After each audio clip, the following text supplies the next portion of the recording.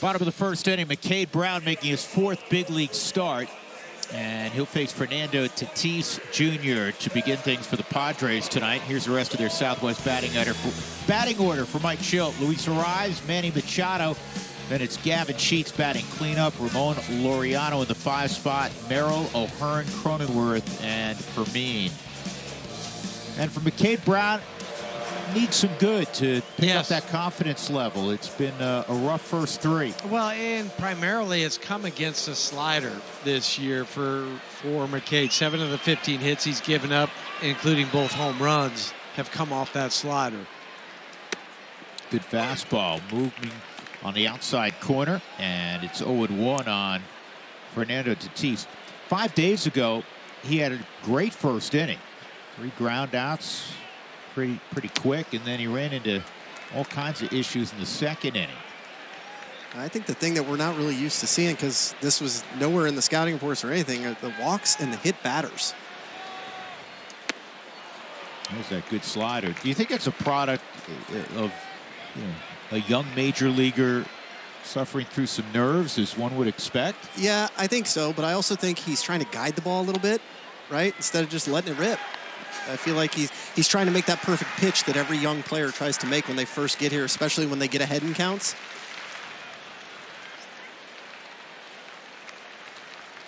Here we go, 2-2. And that's in the air, foul and out of play. Well, especially from somebody that just made the jump from AA to the big leagues. Because it's not just one extra deck, there's 2 extra decks. Good curveball. And he strikes out Tatis to begin his evening. McCade needed this. He needed, to come out against somebody like Tatis and get that first guy on a breaking pitch. But also, you guys know, they tunneled that perfectly off that slider at 87, then throwing that slower curveball. Here's a rise. You can see immediately that's a big miss, and Hunter Goodman, to read his his pantomime, he's almost like, slow down, don't overdo it, stay right there in the zone. He sets up in the middle of the plate. See more and more catchers doing that. I think you have natural movement, not just of a McCade Brown, but any pitcher in the big leagues, as opposed to, hey, I'm going to set up on an edge, especially with a young pitcher. To left, back with room. And that's why you could throw that pitch up there against a guy like Arraez, because typically Luis is not going to hit it over the wall. Time now for our forward keys to the game. We are in San Diego, so we're going to honor anchorman Ron Burgundy. Boy, that escalated quickly. We're talking about the Rockies offense. We need him to come out of the gates fast, and 34% of the time, it works every time. And what we're talking about is McCade Brown. He punched 34% of tickets in the minor leagues. Let's start seeing it at the big leagues. We got to see one already. Here's Machado. Manny takes a strike on the outside corner. Manny did something that he rarely does, but he's been in such a funk of late. He took early BP mid-afternoon and then came out for regular BP. Trying to extract himself from what's been a difficult period offensively. There's 134 the last 17 games. On the ground, deep short, Tovar across his body, and well done. Got the skip, Tolia stayed with it, and it's a 1-2-3 beginning for McCade Brown, including a strikeout. No scores, we go to the second.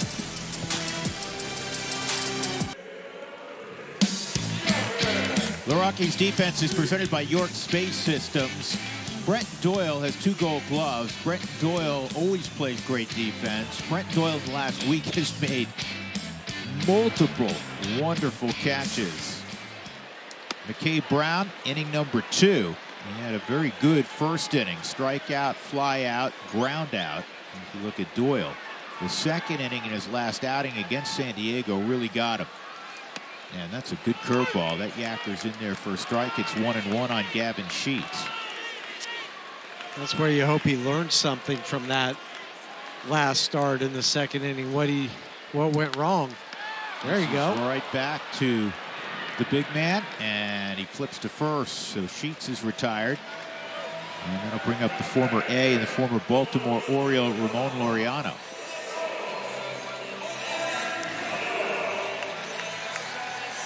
He was hitting 290 in Baltimore, and he's hitting 304 with San Diego. Pretty steady. Yep. 23 home runs.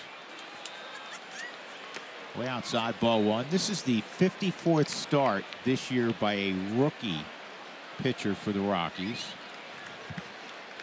which is not a franchise record. No, you got to go back to those, all the boys starting in 2017. Talking about Free and Markey. But you know what's interesting about that? By far, that's the most the Rockies have ever started. That was a playoff year. Yes. So even all those rookies and the trio that's still around today with Senza, Markey, and Kyle Freeland. They were able to get it done, help lead the Rockies to the first of consecutive postseasons. 3-1 on Laureano.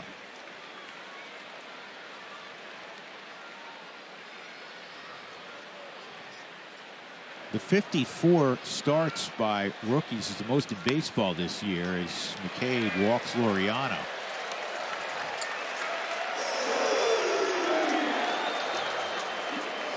Gerald Scott.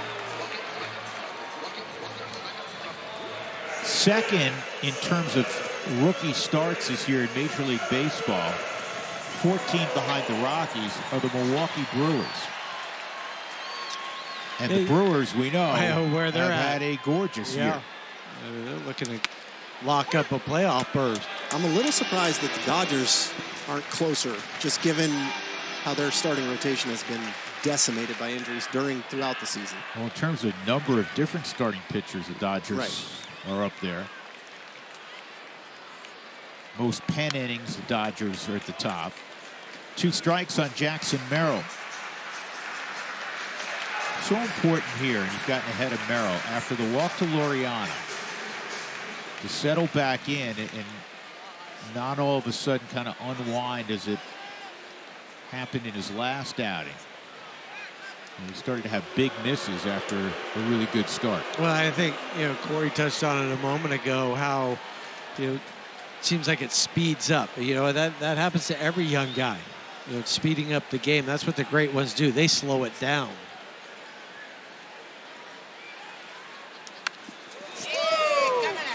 Merrill.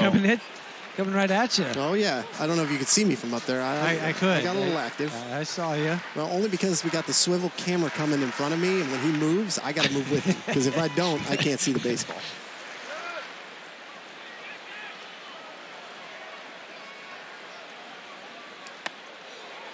And both Spilly and I have been picked off once already this year.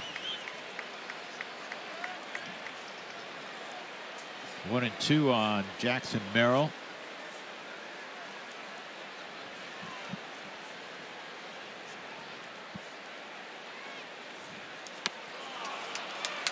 And that's all for Merrill.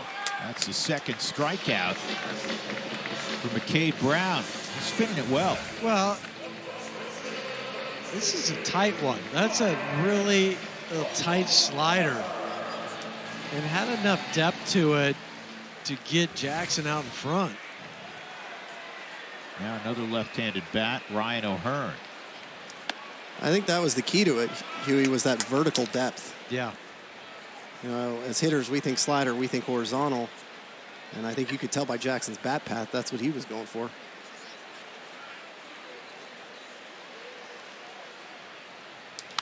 Another fastball, and this is popped up shallow center. Doyle will get there.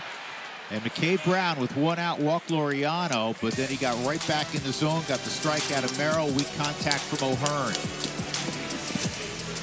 Wearing the flak jacket or the bulletproof vest, that he actually went and practiced throwing with that, because it wasn't natural for him, because he had it underneath that zip up, that windbreaker that he had on. McCade Brown, 1-1 count. You know who caught that ball?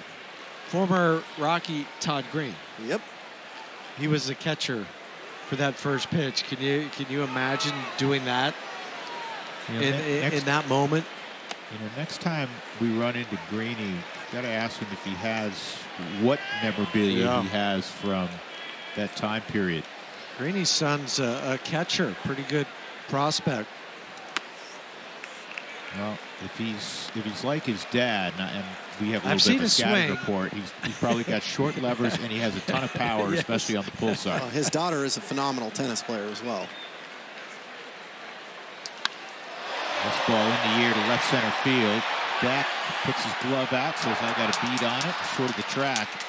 He pulls it in, and Jake Cronenworth is out number 1 in the 3rd against McCade Brown. Well, that big scoreboard couldn't help that one. I mean, maybe that's what blocked that a little bit, because off the bat, thinking, okay, but then Jordan, when I watched him go back after it, so he just put his glove up like, shush it, people. Yeah. I got this. I mean, as it gets nighttime and sun sets here, I know they've moved the fences in, but the ball does seem to die a little bit. He went. Freddie Fermin indeed did go, so it's 0-1. Padres have won 7 out of 9 this year against the Rockies. Took 2 of 3 at Coors Field last weekend. Well, they're averaging 7.89 runs a game in those 9 games. And it was aided considerably by the 21-0 ball game. But Mike Schilt's team at times has really struggled to score this year, but not against the Rockies. 1-1 on Fermin. Another acquisition at the trade deadline. Padres maybe 3 back of the Dodgers, but they're in a pretty good spot overall to make the postseason. That's on the corner. In that they're 5 games ahead of the competition in the wild card. The Mets lost again tonight in Philadelphia. This is line to right for a base hit. That's the first hit of the night. But it's at 3.5 now above the Mets, and then 5 over San Francisco, and then 8.5. Well, the Reds and the Giants are now a game and a half out of that final wild card. The Diamondbacks, even though they're a game beneath 500, are still in it. And conceivably, if the Cardinals went bonkers, they could be as well. Yeah, the thing about the Padres, though, is the series. See, that's what can happen. Yeah. That's a little bit of what occurred in that second inning in his last outing, Sully, where the misses were big. He hit a couple of guys, and then, a wild pitch. There's a 1-out single, no big deal, but this is a huge miss. Yeah, I mean, for him to yank the slider that far, that's 3.5 feet away from that outside corner where Hunter can't even make the play. It tells you he's trying to guide the ball over there instead of just throw it. This is going to get out of play on the right side, not available for Tolia. What I was going to say is there's one series they have left on the calendar that they cannot lose, and that is the Mets. That is their next series. If they were to go ahead and lose that series or get swept in that series, it makes their playoff push a lot harder. And San Diego's schedule, we'll go over here in a second. 1-1 on El Nino. Good breaking ball. He's had both the curveball and the slider working tonight. Well, and against Tatis Jr., too. He struck him out on the curveball at 82 miles an hour his first time up.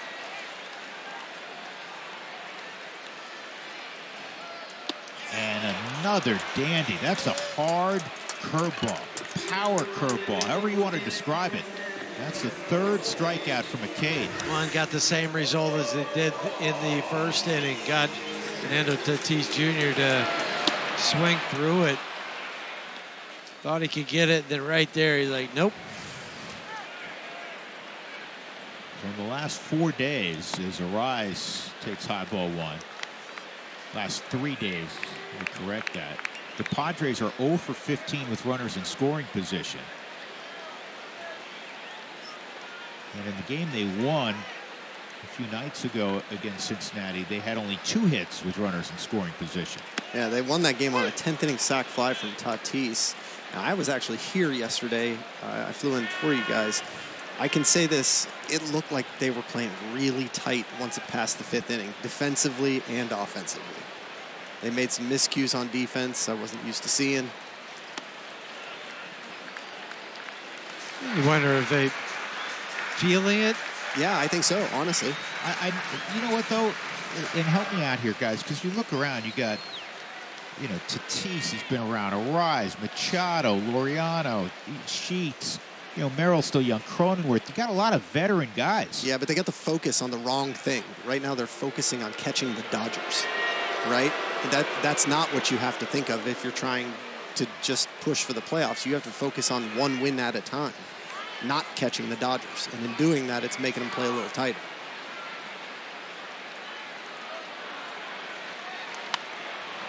Two and two on a rise.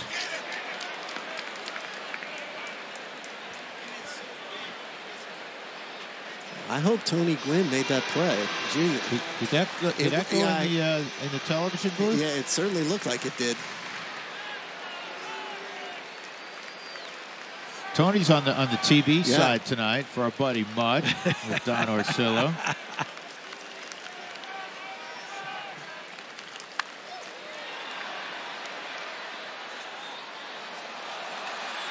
Rise covers that high fastball. 2-2. Bob Scanlon slid into the radio booth. He's normally on their sideline. Former pitcher.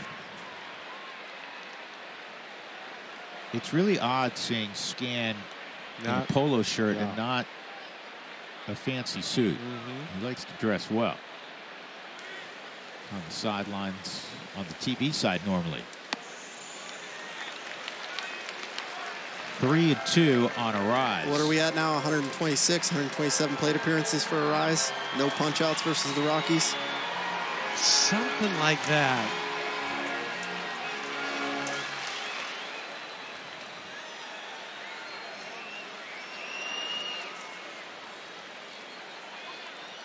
Three-two, and it's a base hit to right, and that will bring home the game's first run. Freddie Fermin. Now how much does that wild pitch hurt? Hurt you to the tune of a run. Larissa Rise, a career .316 batting average.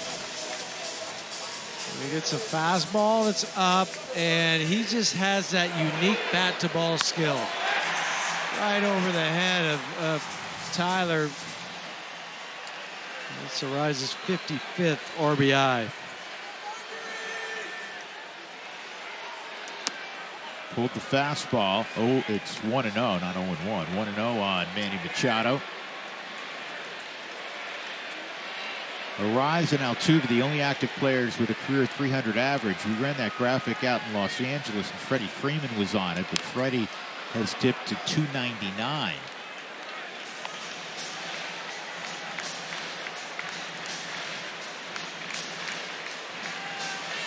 Well, the Padres going into the All-Star break were 28th when they scored first, 28th in the major leagues. They were 32 and 25, but since then they're 17 and 5.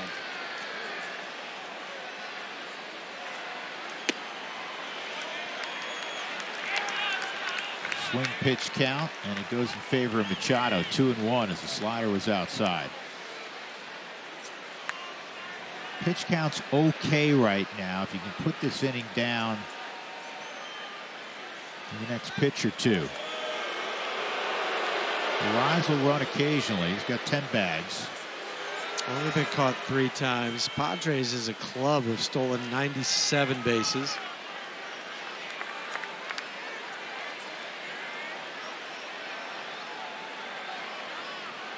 Swung on and missed. 2-2. I could see him trying to go here in a 2-2. He kind of gave a false break just a second ago. I don't know if that was a setup or not. Not going. To third. Karros. To Tolia. That'll end the inning. So a single by Fermin. He ends up in scoring position after a wild pitch, and then the base hit by Arraez makes it 1-0.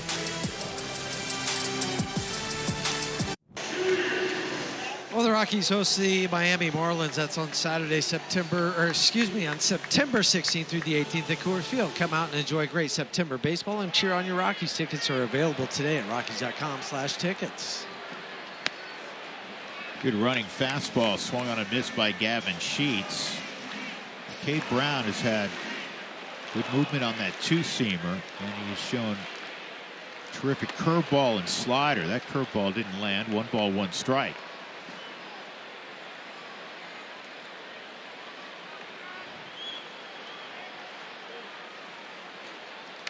McCade just looks like the profile of a pitcher.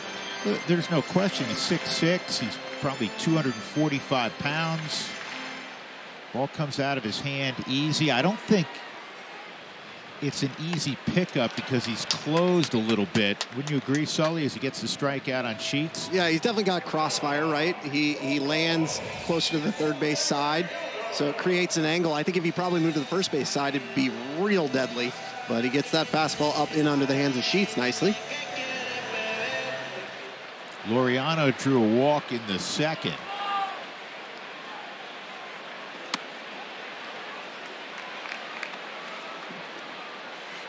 This thing would be zip if not for the wild pitch. For me, the one out base hit last inning, then wild pitch to second. This ball lined to left pretty deep and moving back and making the catch ultimately knee high is Jordan Beck. 2 gone. That topspin, Huey. Yeah. Well, you know how that is. You're thinking, okay, it's going to try to sneak over my head, and instead you got to put on the brakes and end up catching it below the knees. I'm really impressed with his route, Sully. Everything seems to be clean. In other words, there's not really a false step, a misread with Jordan Beck. No, I think he's gotten much more concise with his reads. They're finer lines to the baseball, which is good. And you guys have said so many times that this ball's to deep left, and Beck has no play. Jackson Merrill, who's been on an extra base hit tear, hits his 11th of the year to make it 2-0. Well, for the 2 or 3 balls that were hit, you're thinking, oh, does it have a chance? Let's stop at the warning track. This one, as soon as he hit it, you're like, oh no. 101.4, he gets extension. Really stayed behind that, allowed him to drive it out the other way, 366 feet. That area right there, from there over to the foul line, that's the area that plays pretty short. Ball and a strike on O'Hearn. What I was referencing earlier with Beck, Sully, is that that's a base hit to right. Coors Field demands that you have an elite center fielder, check for the Rockies with Doyle, and that you have a center fielder basically in left field. Yeah, especially given that left center gap, right? You've got to be able to turn and run and know where you're going and know how to get to the baseball, and that's one of the places I think Jordan has really, really grown as he's gotten more service time in left field at the big league level. So with 2 outs, a homer by Merrill, clean single by O'Hearn. Darryl Scott wants to settle down the 25-year-old.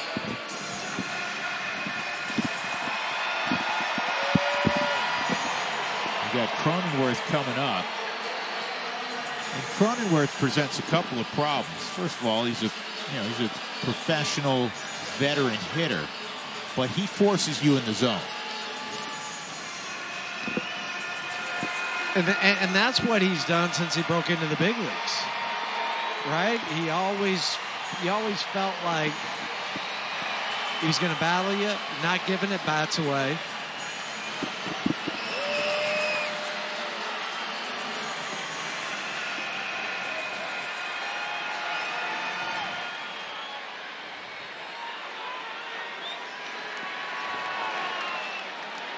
Padres up 2-0, and a first pitch strike, top of the zone from Brown.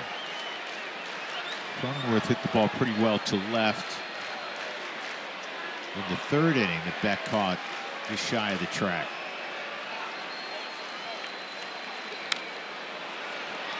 Oh, 2. I just think it's really important to keep this game where it is. I know Petco Park's not the same as it used to be, where 2-0 was probably all you needed, but with the Rockies struggling to score runs, you got to keep it as close as possible. Without question. Here's the 0-2. Love that pitch. That's exactly the kind of 0-2 pitch you want. That's going to get a lot of people to swing. Yeah, I was thinking the same thing, too, because it almost got Cronenworth. So he goes back to that. Well, he goes high fastball. 2-2.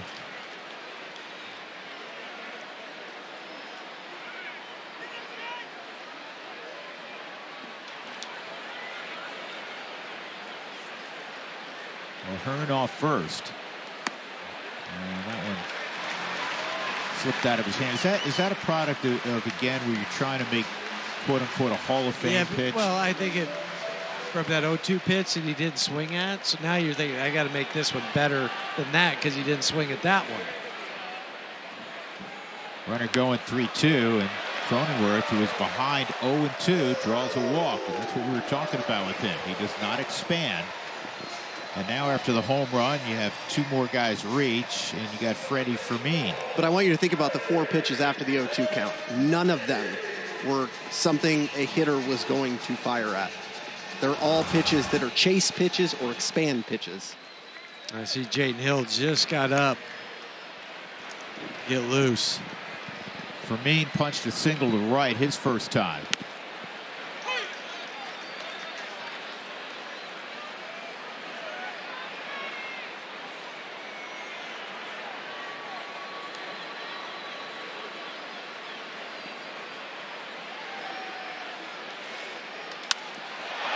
Off the end of the bat, fly ball to back and left, and that'll end the inning. Solo home run, Jackson Merrill, single and a walk, 2 left on. 2-0 San Diego as we go to the 5th at PetCo. Support the community with discounted tickets. You see the ground ball to second base. Discounted tickets where a portion of each ticket sold will be donated to Lupus, Colorado. Visit Rockies.com/Lupus to purchase tickets. Tatis retired on 1 pitch. This has been the best outing so far from McCade Brown, despite the fact that he's down 2-0. Luis Ariz drove in the first run with a 2-out single to right in the 3rd.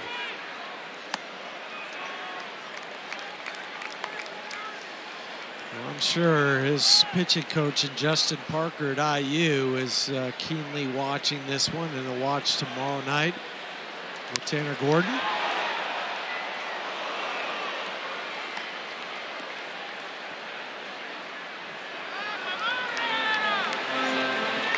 With those Indiana products, Tanner Gordon and McCade Brown, Illinois kids. Tanner Gordon grew up in Champaign with the University of Illinois down the street. Like literally down the street. And McCade Brown grew up in Normal, Illinois. Illinois State down the street. 2-2. They know how to run the picket fence, so they went to Indiana. That's right, evidently. Jimmy was open. Give Jimmy a shot. By the way, I was just going to let you guys know, with Drew's little tease about soccer and video and any of that. Yeah, Sean and Jerry are watching, my parents, and they have all the footage you could possibly want. Perfect. They're great parents.